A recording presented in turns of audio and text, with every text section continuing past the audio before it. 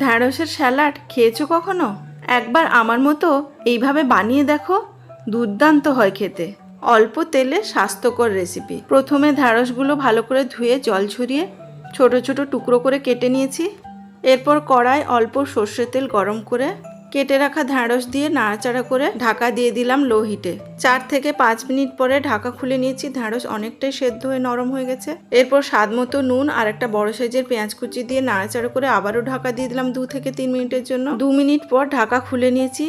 ঢ্যাঁড়স একদম সেদ্ধ হয়ে গেছে। খেতে যাতে অল্প ঝাল ঝাল হয় তাই সামান্য লঙ্কা গুঁড়ো দিলাম। লঙ্কা গুঁড়ো মিশিয়ে নিয়ে 1 মিনিট মতো ভালো করে ভেজে নিয়েছি। এরপর নামানোর আগে একটা চিজ কিউব গ্রেট করে ভালো করে মিশিয়ে নিলে তৈরি হয়ে যাবে সুস্বাদু ঢ্যাঁড়সের স্যালাড।